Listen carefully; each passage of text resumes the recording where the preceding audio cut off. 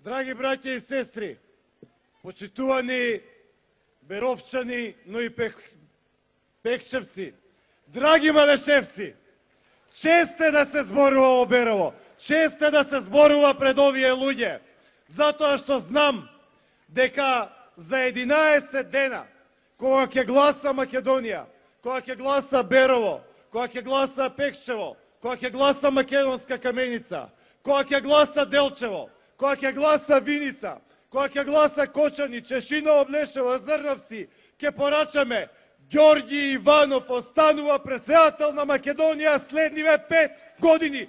Точка!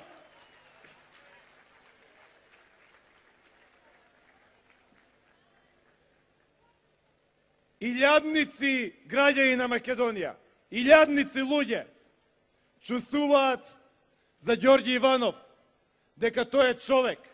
Да, тој е пред се човек. Пред се човек. Ѓорѓи Иванов е сопруг кој што неизмерно ја сака својата сопруга Маја. Ѓорѓи Иванов е татко кој што го има воспитано, му се има посветено на неговиот син Иван. Ѓорѓи Иванов е професор кој што е омилен. Ѓорѓи Иванов е човек кој што знае да му даде совет на секој млад човек. Ѓорѓи Иванов знае да прегрне старица и мајка на која што и е тешко. Ѓорѓи Иванов знае да му ја стегне раката на секој земјоделец, затоа што и тој самиот во Воландово има работено во ниви, има работено земјоделие. Ѓорѓи Иванов е син на Македонија. Ѓорѓи Иванов е врховен командант на армијата на Република Македонија. Ѓорѓи Иванов е нашиот председател.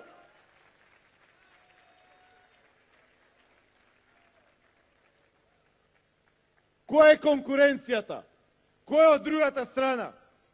Кој е тој кој што сака да го замени? Тие велат Стево Пендаровски е ново лице, свежо лице, европски ориентиран. Драги малешевци, почитувани присутни и од општина Берово и од општина Пекшево, јас ќе ви дадам едно лично сведоштво од прва рака. Од прва рака пред 10 години, за време на председателските избори, кога се бираше председател во 2004 година. Во 2004 година бев координатор на ВМРО ДПМН за 6-та изборна единица. Тоа ми беше прва сениорска функција. Координатор за 6-та изборна единица на потегот Тетово, Гостивар, Дебар.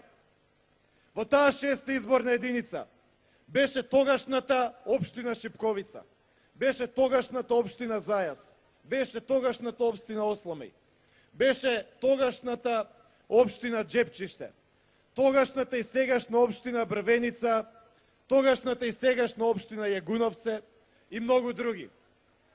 Во првиот круг, почитувани присутни, тогаш имавме задача да се надпреваруваме со Бранко Цуренковски, со нашиот кандидат Сашко Кедев. И бевме солидни, солидно париравме. Нашите активисти трчаа, Кедев зборуваше, бевме вонредно активни и мотивирани. Првиот круг беше мртва трка. Но во вториот круг, во таа 6-та изборна единица, на потегот Тетово, Гостивар, Дебар, имавме задача да спречиме изборен фалсификат. Стево Пендаровски беше председател на Државната изборна комисија. Председател на Државната изборна комисија што ги спроведува изборите. Изборите во вториот круг до 12 часот течеа онака како што треба. Но тогаш кога видоа дека ги немаат бројките, тогаш кога видоа дека Бранко Цренковски не може да биде избран за председател, тогаш почна масовниот фалсификат. Тогаш на стотици избирачки места, на стотици кутии ги почнаа да ги тераат нашите наблюдувачи, почнаа да ги бркаат членовите на избирачките одбори, се репетираа пиштоли, се репетираа калашникови, жени беа влечени за коса. Имавме 20 претепани членови на ВМРО ДПМН, а Стево Пендаровски ни кажа дека се тоа фери демократски избори. Тоа ли е ново лице? Тоа ли е свежо лице? Тој ли ќе ни продава европски вредности? Тој ли ќе зборува за демократија? Не, за демократија ќе зборува Ѓорѓе Иванов. Еден за сите, државата пред се.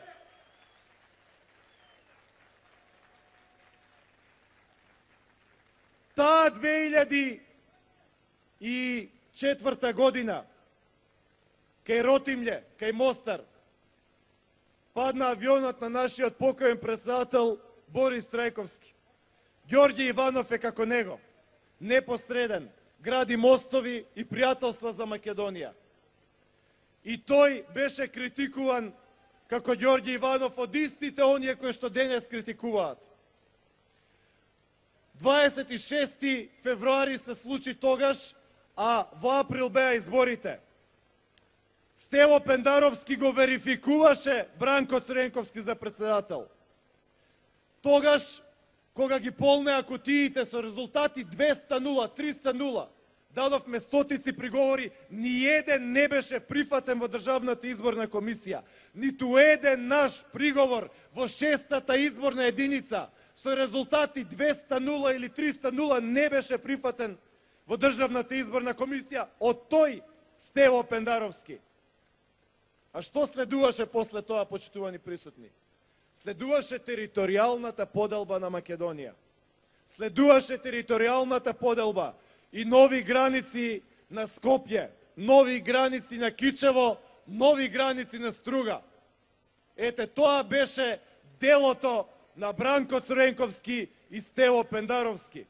Тогаш, кога почнавме да вртиме во полицијата, кога ги тепаа нашите членови од кутиите и ги бркаа, се жалевме на полицијата, но одговорот беше ништо нема да преземат.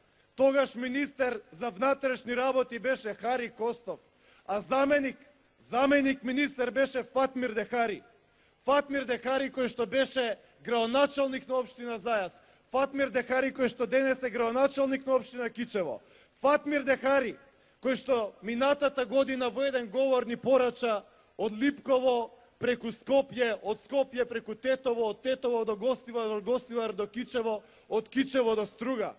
Тој, Фатмир Дехари, беше заменик министер на полицијата, Хари Костов беше министер за внатрешни работи, Стево Пендаровски беше председател на Државната изборна комисија, а Бранко Цренковски го оркестрираше тој фалсификат.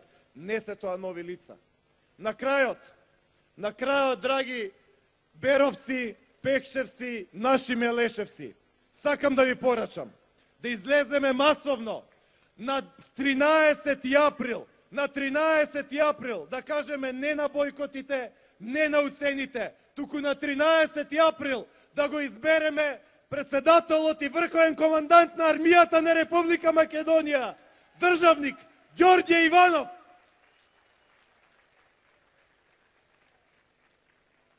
Да ги одбраниме државните и националните интереси на Македонија, да ги одбраниме економските интереси на Источна Македонија, да ги одбраниме економските интереси на Источна Македонија и на 13 и на 27 април да биеме битката заедно со Никола Тодоров, уште еден син на Источна Македонија, негревски зет.